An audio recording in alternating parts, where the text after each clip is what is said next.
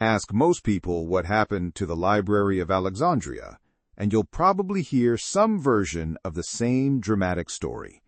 The greatest collection of knowledge in the ancient world, hundreds of thousands of scrolls, burned to ashes in a single catastrophic fire, sometimes blamed on Julius Caesar, sometimes on a Christian mob, sometimes on Arab conquerors centuries later.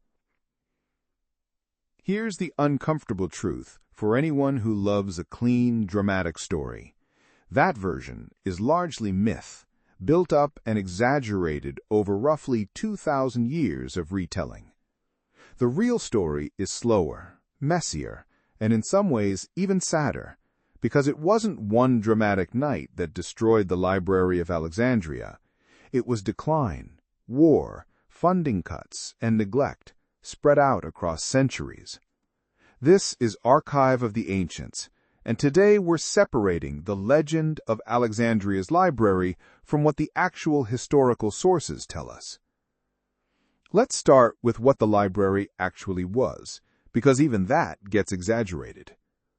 The Library of Alexandria was founded in Egypt under the Ptolemaic dynasty, the Greek-speaking rulers who took control of Egypt after Alexander the Great's death. While Ptolemy I may have laid some early groundwork, most modern historians agree the library likely didn't become a fully functioning institution until the reign of his son, Ptolemy II, in the early 3rd century BC. It functioned less like a public library in the modern sense, and more like a royally funded research institution, connected to an associated institution called the Museion, where scholars lived, studied, and were supported financially by the Ptolemaic state. The scale of its collection is genuinely difficult to verify precisely, since ancient sources vary widely and were often prone to exaggeration for the sake of impressing readers. But it's fair to say Alexandria became one of the largest and most important concentrations of written knowledge in the ancient Mediterranean world, drawing scholars from across the Greek-speaking world to study mathematics, medicine, astronomy, and literature. Now, the myth. The most famous version blames Julius Caesar directly, claiming he either deliberately or carelessly burned the entire library to the ground in 48 BC. Here's what actually happened, according to the earliest surviving sources.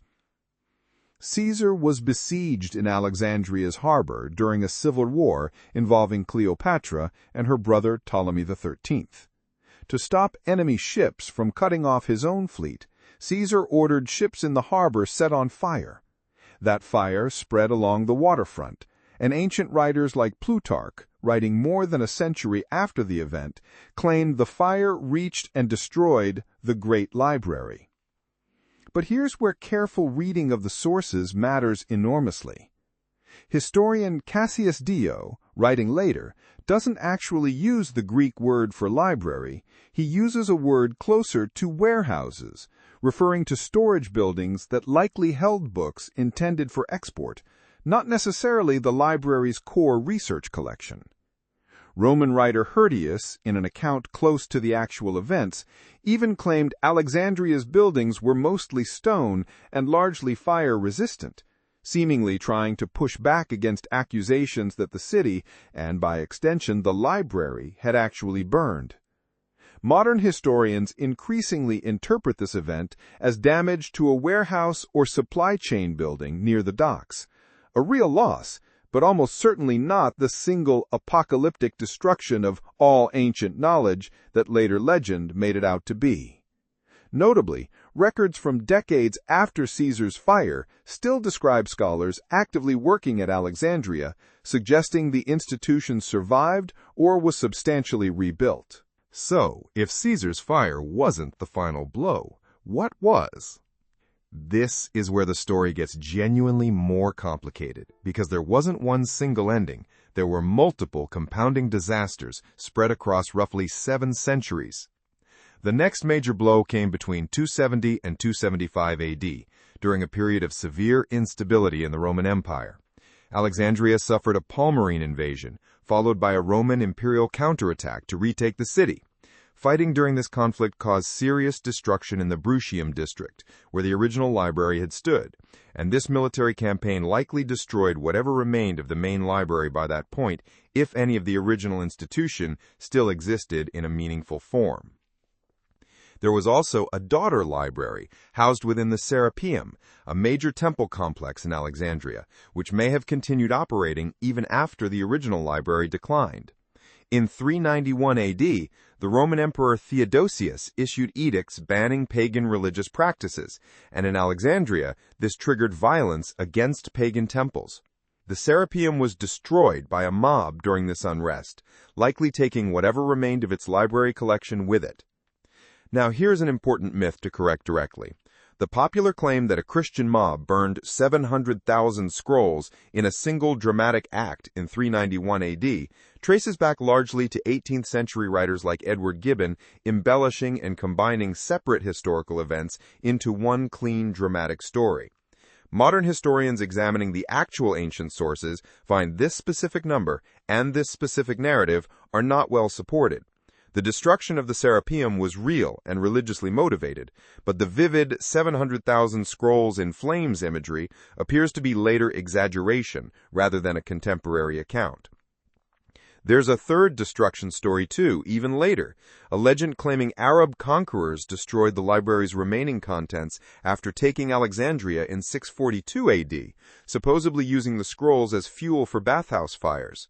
Most modern historians treat this account with significant skepticism, since it appears in sources written centuries after the supposed event, and by this point there's little solid evidence the original library, in any substantial form, even still existed to be destroyed. So what's the honest, evidence-based summary? The Library of Alexandria almost certainly wasn't destroyed in one dramatic night by one clear villain.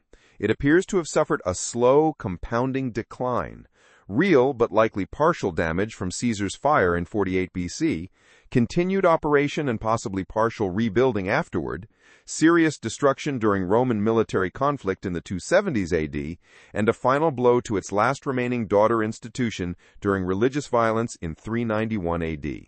Compounded throughout by centuries of fluctuating royal funding, political instability, and the simple fact that maintaining a vast collection of fragile papyrus scrolls required constant, expensive upkeep that wasn't always prioritized. As for what was actually lost forever, this is genuinely hard to quantify. Many important ancient texts did survive through copies made in other libraries across the Mediterranean, through Roman-era transcriptions, and later through Byzantine monasteries and Arabic scholarly translations that preserved and even expanded on Greek scientific and philosophical works. What made Alexandria's loss significant wasn't that all ancient knowledge vanished, plenty survived elsewhere, but that Alexandria had uniquely concentrated an unmatched density of original texts and scholarly work in one location. And once that concentration was gone, certain unique works that existed only there were almost certainly lost for good, even if we can't specifically catalog what they were. What makes the real story more interesting than the myth, in some ways, is what it says about how institutions actually die.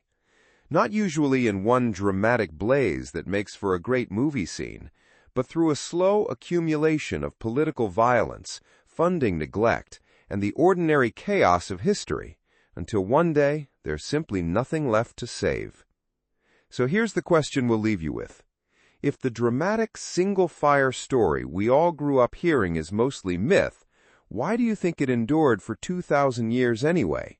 And what does that say about how we tell stories about the loss of knowledge?